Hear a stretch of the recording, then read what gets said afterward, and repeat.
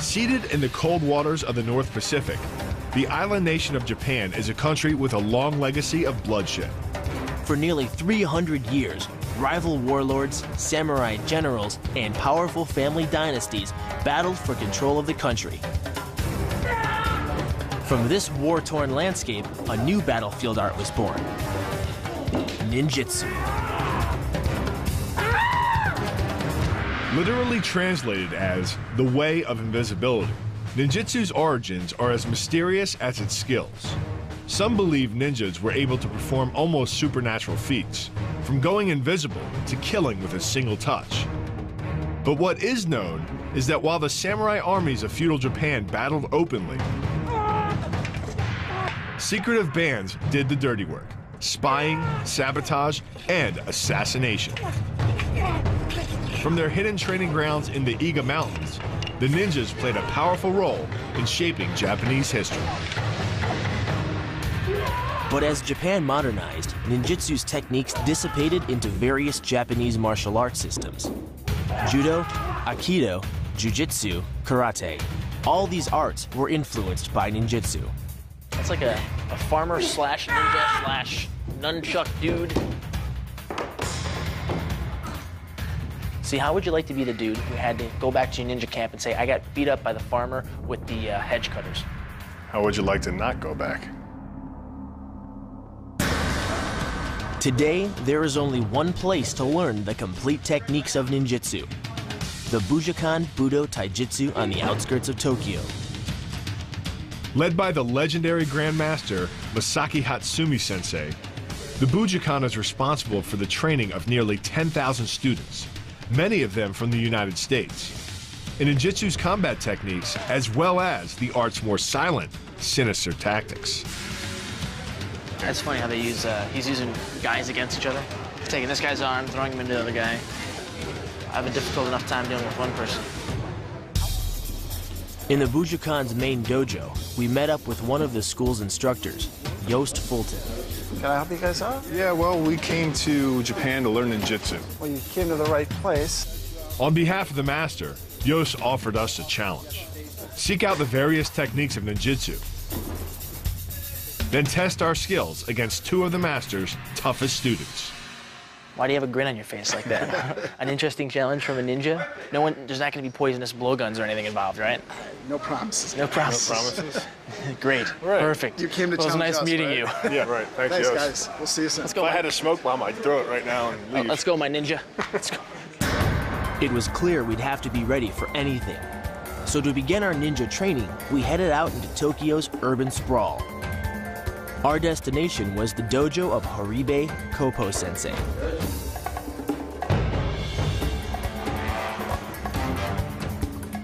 Kopo Sensei is a master of Kopo Jitsu, the deadly ninja art of close-quarter knife fighting. Jason-san desu. Bill? Bill-san desu. Sensei explained to us that because ninjas often infiltrated enemy territory dressed as farmers and peasants, they couldn't go armed with large weapons like a sword. Often they were armed with nothing more than small knives called tanto. But in the hands of a master, they were still deadly. In the event he was caught, a ninja would lash out with a surprise tanto attack, earning ninjas the reputation as the preeminent street fighters of feudal Japan. So their style was based on street fighting. It's not for ring or combat. It's how to use different things that they would find on the street as weapons and street-oriented martial arts, right? Of course. All right. Horibe Kopo Sensei began our Kopo Jitsu training by showing us how to stab an opponent. Even though these aren't real fighting knives, the tips are still sharp enough to do damage, especially to the eyes, which is why we suit up with protective goggles for our training. Safety's a first. But Sensei students train with the real thing, and it shows. Look at this. This is what happens when you train with real knives. You get cut a little bit. It gives you a good sense of what it's like to get blood all over the place and have that real visceral sense of a knife attack. You need to point the top of the knife right to the enemy all the time.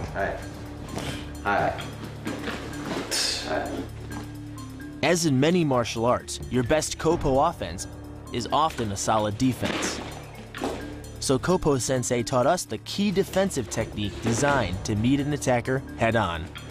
It's a solid move right there. The maneuver begins by blocking an attacker's initial assault. Then, a quick strike to the eyes temporarily blinds your opponent. Okay, strike to his eyes. Right. Right. Straight out. Right. From the elbow. Boom. Extend it. Right. Okay. Right. Securing the wrist, the attacker is flung to the ground with a jiu-jitsu-style takedown. Hold your left hand as this, and then lean your body onto the ground, and then you use your knee to drop that enemy's knife. The key to the move is the block and strike to the eyes. The block and strike disrupt his concentration, allowing you to take control of his attacking arm. The hyperextension of the elbow, created by pulling back on the locked arm, virtually ensures that he will be taken down. The knee strike to the wrist dislodges the knife and further loads the elbow and shoulder. The technique can easily result in damage to the elbow joint, the tendons of the rotator cuff, or even a broken arm. All right, you get one chance to evade, Jason. All right. Your life is at stake. Nice. Wow. Sure you haven't done this before? I read a lot of books.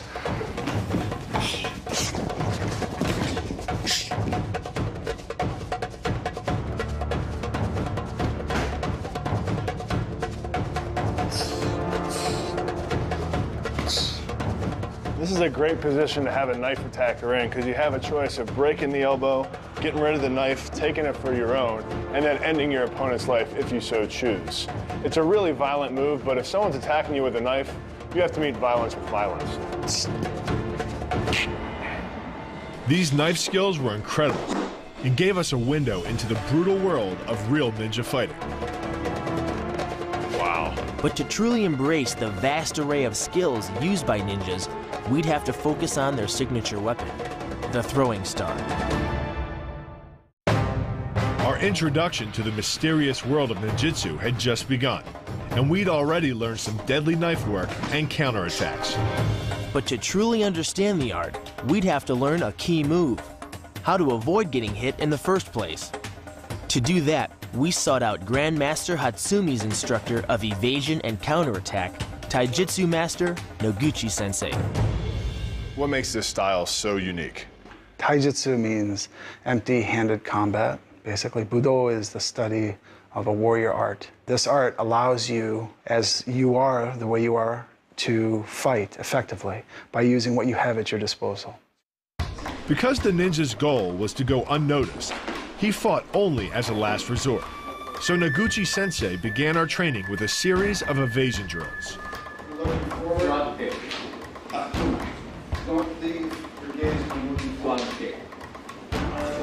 How does he get his neck to twist like that? You gotta relax. And it's a matter of locking and unlocking your muscles. Right. Oh, that's not it. You have to go over your shoulder, not your neck, so you don't hurt yourself. So just go real slow. The goal of the exercise is to roll under an attack while keeping your eyes locked on your opponent. This is harder than it looks. But it's easier said than done. Do you know which way right is?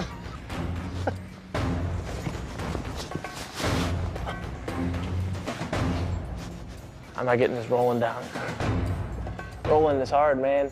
And it only got harder when Noguchi-sensei started swiping at us with a 30-inch razor-sharp katana. One misstep, and we'd be bleeding profusely.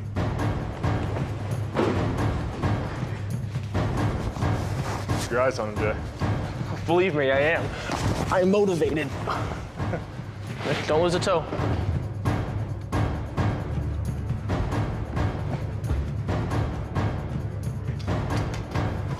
That's scary. Having Ninja Master swing a real sword at you, even half speed, is not something I ever thought I was going to do. If I'm ever in a situation where I have to duck a ninja sword, something went wrong. But dodging sword attacks will only get you so far. So Sensei taught us a vicious attack called ude gatami. The move begins with 2 swift blocks to the inside of an opponent's arm. Okay, so when Bill's coming in, I'm using my knuckles to strike his joint. Exactly. Then, locking the left arm, you pull the opponent to the ground. Do I have to use my foot on him at all, or do I just pull up? Sink your body weight lower, and just because of how hard it's going to be to torque that shoulder, you just sink back and take his balance away. The key to this move is turning your opponent's lower arm into a lever. By grabbing his arm during the initial attack, you set up the lever such that direct loading to his elbow joint is achieved. Once the elbow is locked and loaded, you can pull a much heavier opponent off balance by simply lowering your center of weight.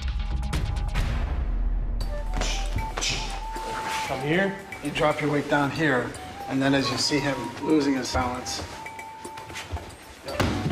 Exactly.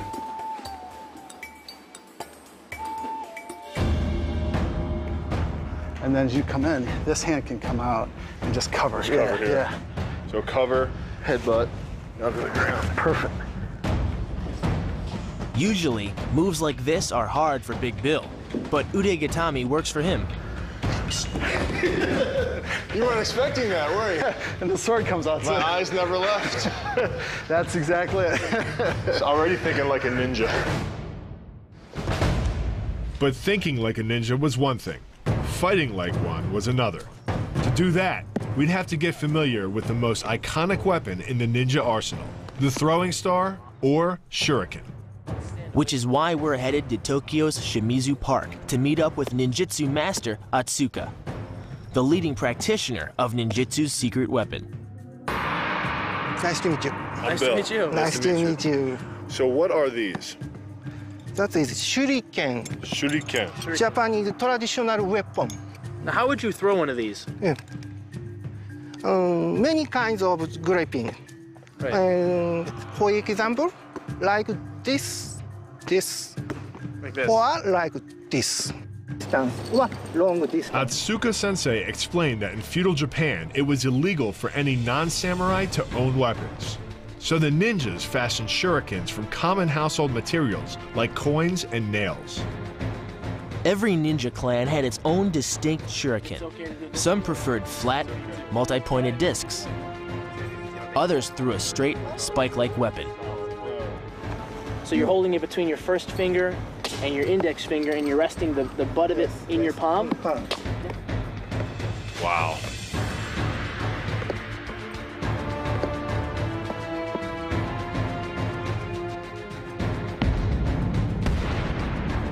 Can these kill? Yes. It's enough to kill. This has got some weight to it. Let me see it. No, it's my shuriken. Though a shot to the eye or throat could be deadly, the shuriken wasn't built for the battlefield and had limited effectiveness against samurai armor. Instead, it was intended to injure and distract while the ninja made his escape. Oh, nice. Wow. Atsuka Sensei began our shuriken training by showing us the proper way to grip and release a hira, or star shuriken. Like this. And rotate it forward. Okay, this is kind of like holding it like a chopstick, huh? Chopstick? Yes. Chopstick. A lethal chopstick. Okay? Chopstick grip. Here it goes. Oh, this is actually hard. Concentrate. All right, I took out a knee. I'm good with that. These are made of iron, and they're a lot heavier than you would imagine that they would be, but these were farm tools that would be used to get nails out of wood or out of the farm equipment, and that's how the star was developed. Oh, not good. This is harder than it looks. You really got to keep a grip of that thing and really get away from you. It goes way over top of the deal. That's a lot tougher than you think it is. And not very good shuriken thrower. The key to throwing a shuriken is to angle it slightly downward. If the throwing hand is accelerating when the shuriken is released, the weapon will continue to increase in speed until aerodynamic forces begin to slow it down. With practice, the ninja can hit his intended target from distances as great as 45 feet. At impact, that's more powerful than a Major League Baseball pitch. Let's make an enemy's face.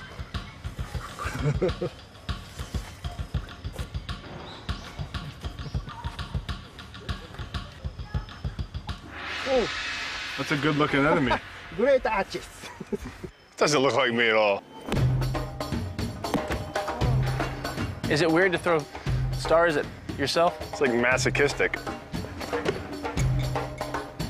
Okay.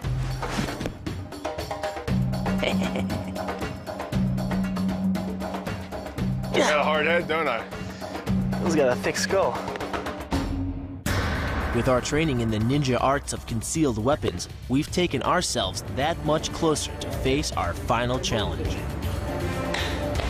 But there's still one more weapon we must master before we can hope to stand a chance against trained ninja warriors. Our next mission would take us to the dojo of a legendary swordsman and teach us one of the art's deadliest techniques with real blades.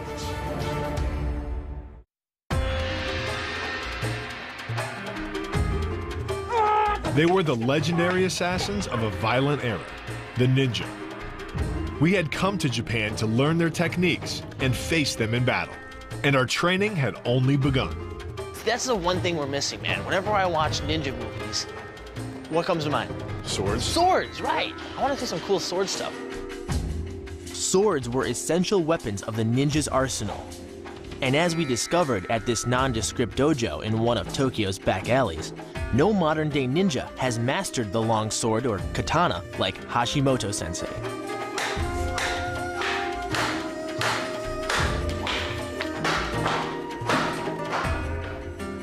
Oh, wow, that thing is sharp. Yeah. Whew. Well, this thing is heavy. You know, you can't really tell by looking at it, but it's about as thick as about what, 4 or 5 inches diameter of a tree limb. And if you look at how fine that cut is, it just tells you how razor sharp and how fast that sword came through and chopped this thing off. This could easily be someone's neck or arm. Hashimoto sensei explained how, as assassins for hire, ninjas often found themselves the target of assaults from both imperial samurai and rival ninja clans. To survive, a ninja had to learn not only how to kill without being noticed, but how to defend against surprise attacks. There's a definition, Japanese term called gonosen, which means you need to sense when opponent has a feeling to attack you. As soon as you sense it, you just strike it. It's very ninja-like. Wow. Can you teach us some of this sword play? Hashimoto began by demonstrating a simple yet lethal counterstrike called the enyo. Two strikes. 2 strikes, yeah. The move begins with your back to your opponent. So I'm a bad guy. I'm sneaking up. That's right. You're sneaking up and trying to attack him from behind. Though it may seem like magic, a trained ninja can actually sense an opponent approaching from behind. The rustle of cloth or the sound of metal as the blade is drawn. Even vibrations in the floor can give away an approaching enemy. The ninja then waits until the last second before quickly stepping to the side, drawing his sword, and slicing the opponent's right arm. And that's attacking my arm? That's right. Your upper arm. As the attacker draws back and attempts a second strike, the ninja raises his blade and cleaves through the enemy's head. So this is the final one to finish you off. Say that again. This move is more about timing and precision than power. Instead of hacking through the limb, the first strike imparts an injury just a few inches below the elbow. The sword's razor-sharp blade easily slices through the soft tissue of the attacker's arm. This opens up his defense and provides the ninja a clean opportunity to deliver the kill stroke, a powerful shot to the top of his head. You ready, Bill? Are you ready? You ready to sense my attack? I can smell you coming. Yeah. And when you look at the opponent pull the sword and hit the upper arm, that's it. Boom. And then do not let him escape your lethal blow. With blades this sharp, it was important to start out at quarter speed, unless we wanted to lose a limb, or worse.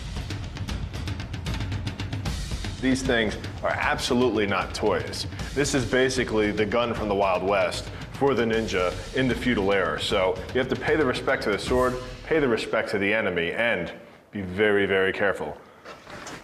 because these things are sharp.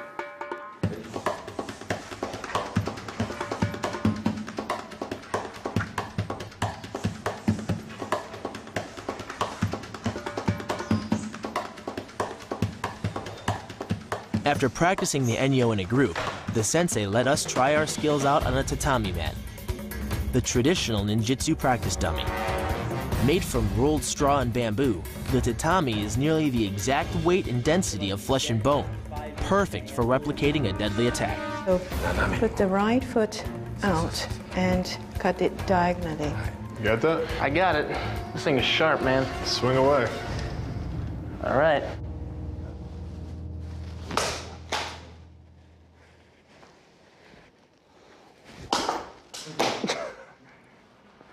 He's just slightly dead. Slightly dead. I thought this was gonna be so much easier. You know, you watch movies, you watch all this stuff growing up, and it looks just like, no, there's so many little details in getting this thing to go right. Bill, you're up. Well, Padawan, I'll see if I can do better. All right. Just imagine this is the tax man in New Jersey.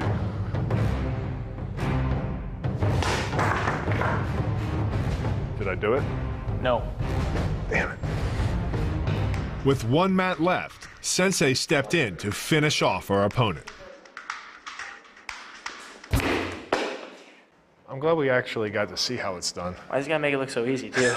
It looks so simple. I guarantee people are watching this right now going, that is so easy. There's no way Bill and Jason couldn't do that. That is really hard because you have to go extremely quick for that podium not to knock over. I agree. He agrees. If Bill agrees, you know it's the truth. To reward us for our efforts, Hashimoto Sensei took us to his very own restaurant.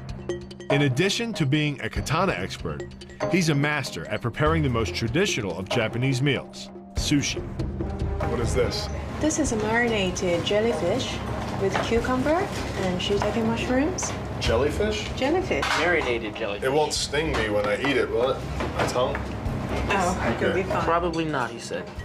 So has his cooking helped his martial arts more, or has his martial arts helped his cooking more? So certainly martial arts helps cooking because of the concentration and also the fact that he stands in front of the customers to cook, and he takes got a lot of manners and also the spirit of service to the customers, and these are the kind of spirits that he can learn through martial arts.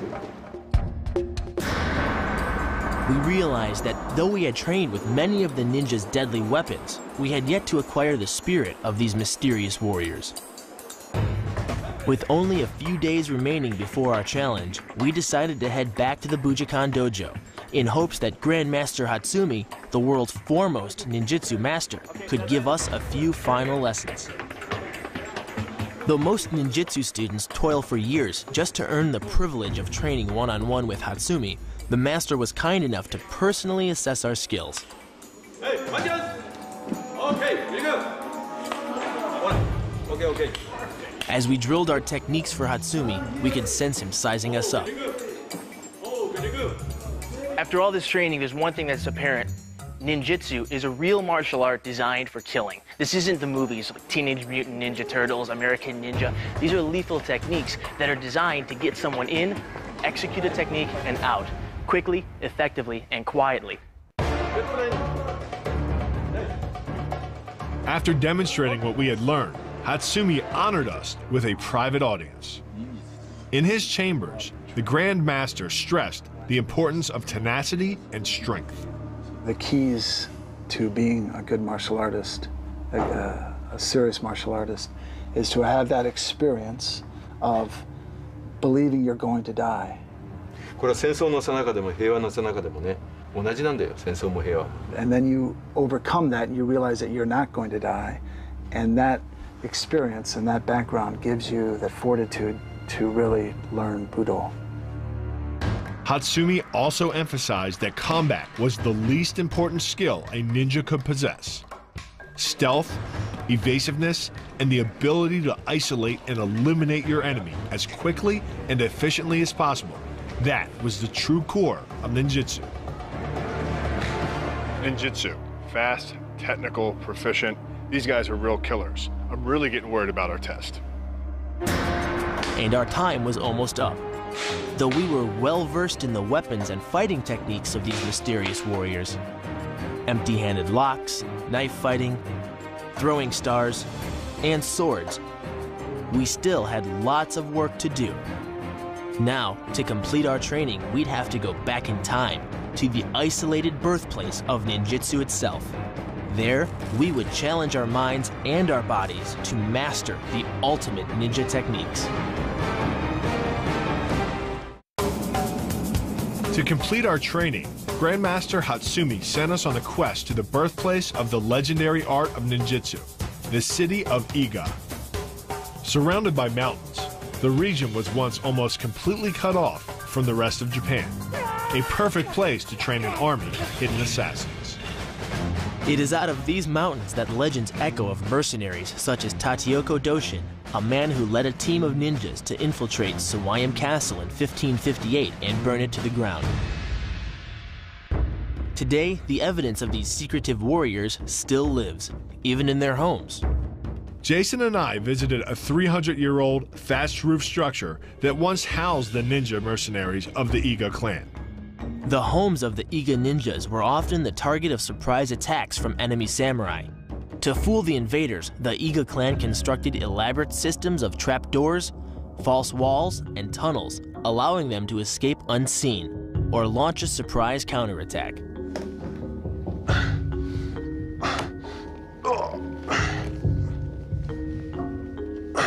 And we're safe. Ninja hideout. Ninja hideout. Man, this is really cool. Hate to see the floor plan to like lay out one of these houses and go, where are we gonna put trapdoor number 7? Well, it's interesting because ninja is like a direct translation that means invisible man. They had to be invisible at all times because they're spies, you know? So their house has to be kind of spy-inspired. Their use of trapdoors and hidden tunnels led to widespread myths that ninjas were capable of magic. But as we found out, being a ninja was less about magic and more about squeezing yourself into tight spaces. Come on, Bill. You would not be a quick ninja. No, I'd be a dead ninja. Being a ninja was all about concealment. You wanted to hide. You were a spy, finding out enemies' information and coming back home. And your home had to be somewhere you could escape from enemies. But if we wanted to survive our upcoming challenge, we needed to take our training to the next level. We trained in the art's most legendary and lethal weapons. Now it was time to dig into the fundamentals. The castles of feudal Japan were marvels of defense engineering. Surrounded by moats, protected by high stone walls and fortified palisades, getting into one of them unnoticed was almost impossible, unless you mastered the invasion skills of the ninja. Which is why we met back up with Joost Fulton at the Ultimate Ninja Training Course. A quarter-mile-long matrix of floating logs, hanging bridges, and rope ladders. This training ground is designed to replicate the real-world obstacles traditional ninjas faced on their missions. This kind of training, conditioning exercises where you're using balance, speed, some strength, was really critical to the ninja to be able to successfully complete their training missions. It's something that we don't necessarily do every day now, but it's a good part of remembering our roots, and it's a very interesting opportunity to see who will fall in the water. I'm gonna bet on Bill. That's just me. Try to sink your hips, lower yourself. We began our training by tiptoeing over narrow bamboo bridges, an exercise born from the need to race across the narrow ledges of feudal castles. After navigating the bridge, Joost had us scale steep nets. Ninjas often had to stealthily climb rocky embankments or castle walls, and this test was almost as difficult. That's good, all the way up. Try to flip over so you don't silhouette yourself at the top. That's it, good. Next, we crossed the free-swinging logs of a rickety rope bridge. To us, it looked like a basic obstacle course, but to a ninja, failure in a position like this could be fatal. Now imagine if you're doing this with a sword, with other weapons on you, and you're trying not to make any noise at all. Falling will get you killed, but having you hurt will get you killed also. Yost also reminded us that real ninja missions could last anywhere from 3 hours to 3 weeks. Learning to travel quickly and efficiently over rough terrain was key. Dexterity, speed, and being silent so you don't get killed. These are all traits the ninjas aspire to. Unfortunately, I'm not good at any of them yet, but I'm learning. As the day wore on, we continued to work on the rope techniques that were so critical to a ninja's mission. Finally, we practiced on a kind of mini raft that ninjas would use to cross a moat, a very dangerous tactic. Faster than I look, huh? Yeah, when there's water involved. Tell you what, being a ninja is not as easy as it looks on TV. We inched across narrow ledges and negotiated swinging wooden pillars. Try to relax your upper body as much as you can. The less tension you hold, the smoother you'll move, the more balance you'll have. This was old school ninja training at its most difficult. In feudal Japan, the ninja didn't have a gym to work out in. What they had was their own body weight. And so what we're gonna practice doing right now is just an exercise where you're carrying somebody across a distance, walking smoothly, silently. There you go. Ninja training is very specific, it's very detailed, and you know what? It's difficult to do when you got a man on your back. It's weird because your balance is shifting and you have to worry about crossing your feet. It's not just using your leg muscles, but you're using your core, your back, your abdominals, your hip flexors, a lot of recruiting muscles, and it's really hard to keep your balance. Balance, endurance, strength, skill. Slowly but surely, our stealth tactics were catching up to our combat skills. But the training just continued to get harder. And Yost plunged us into one conditioning routine after another. By the end of the training, we were exhausted and had a new respect for the skills of these shadowy warriors. But our biggest challenge was yet to come, and it wouldn't be a test of stealth or evasion. It would be an all-out battle against two of Hatsumi's top students. Knives, swords, throwing stars, and a grueling course designed to test every aspect of a ninja's training.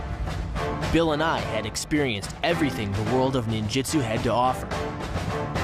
Except for one, a head-to-head clash against two students handpicked by ninjutsu legend Hatsumi Sensei. Inside the Bujinkan dojo, we reunited with Yost Fulton, who was overseeing a training session with Hatsumi's master-level students, the guys we'd face in our challenge. So Yost, I take it he's a master of the staff? This is his the worst weapon that he knows how to use, so we thought to make it fair. The worst weapon he knows how to use? Yeah, this is really his weak link. Whoopsie. Our opponents would be using all the tactics in their ninjutsu arsenal, and we'd be using our skills to fend off their attacks. So what do you think, man? It was up to us which one of us would fight. To fight a ninja. And how many times in your life are you gonna get to say that you fought a ninja? I think once, because I'm definitely gonna do this. We should just both do it, man. We came all the way to Japan. We're not gonna both be able to fight ninjas ever again. No, At least if we are in the States, something went severely wrong. We're fighting a ninja in New York. Right. You find yourself surrounded by ninjas on the subway, but let's just both take a crack at it. Cool. Cool, man. Deal. All right, you can go first. I will. I wanna watch. Hey, guys. All right, ready to go? Yep, so far so good. Although ninjutsu's a battlefield art, not a sport, Yost would be judging our skills on a point system. The challenge would consist of 3 rounds. And for each round, we'd have the full array of ninjutsu weapons at our disposal. Empty hands, the dagger, throwing stars, and of course, the longsword. Because this was a test, the weapons would be wood instead of metal. But they were still hard enough to do serious damage if they scored a direct hit. They're hard. This is wood. Split bamboo on the inside. Now, the seam represents the back of the blade, okay? We will be looking for cutting surfaces and points hitting people. If I see the back of the blade hitting somebody, it's not gonna count. For every clean hit, Yost would award 1 point. The first person to score 5 points wins the round. And the fighter who wins the best of 3 rounds wins the fight. A really important thing is to keep moving your hands, because if you just keep your hands in one spot, you really give them a target. The sword's a target and the hands. Jason and I continued our technique. Then Yo signaled that it was time to begin. Gentlemen, a little last-minute advice. Don't lock your feet into place. Move around, okay? If he comes in, move back with it. Try to keep that distance that you want. All right? All right. Well, I never thought I'd be cornering someone fighting a ninja, so I really don't have much for you. So, Thanks, buddy. keep moving your feet. I will. Can he cheat? Oh, yeah. Cheat. Cheating's Cheat. Bill's a biter. My opponent was 13th Dan black belt Bruce Appleby.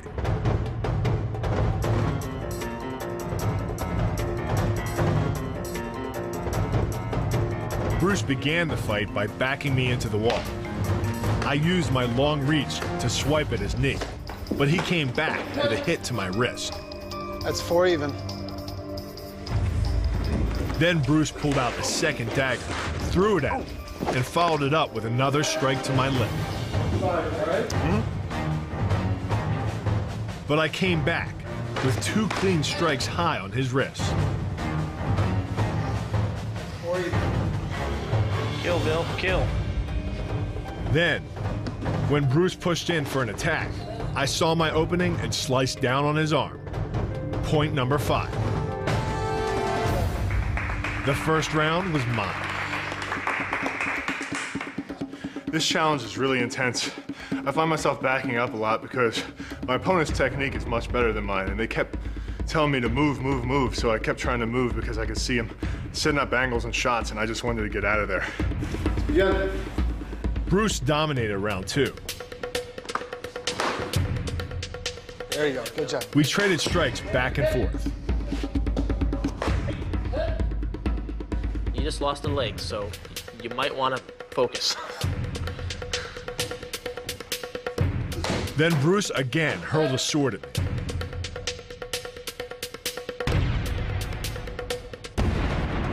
A good technique, one I decided to try for myself. But Bruce deflected both of my throws.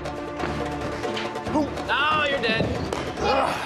I used a taijutsu roll to retrieve my sword, but Bruce sliced my hand before I could get back up. Damn it! The challenge was tied at 1 round apiece. So let's make a promise. I swear I won't throw my swords, at least both of them anymore. I swear I won't throw my swords anymore. Last round, Bruce and I traded blows. He attacked high, I counted low. But Bruce managed to strike my head and face and scratched my eye in the process. You all right? Jesus. Bruce. It's a hell of a hit, Bruce. Yeah. Went right across his face, dude. We were now tied up 4 apiece. Let's go, Bill. Time to make up some ground. Use that lane. Employing the technique that Hashimoto Sensei showed us, I finished the round with a clean slice to Bruce's wrist. I had won my ninja challenge, 2 rounds to 1. Whew.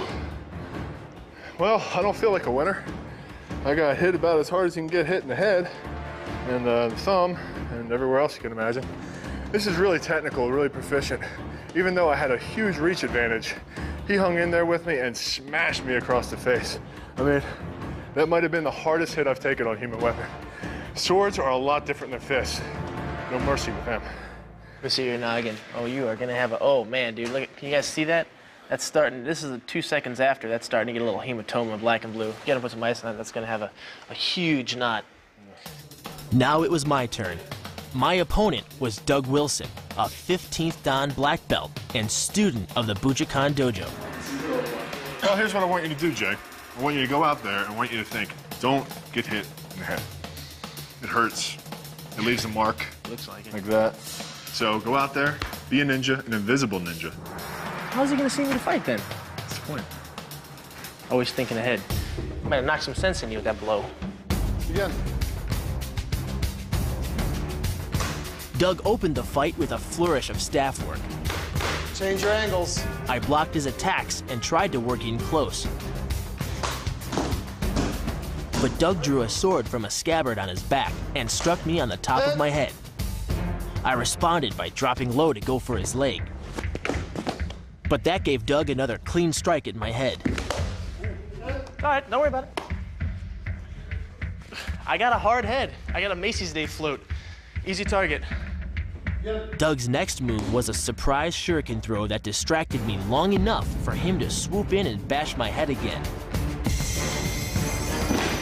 Before I knew what hit me, Doug had won the first round, 5 points to 1. Pick up what you need, gentlemen.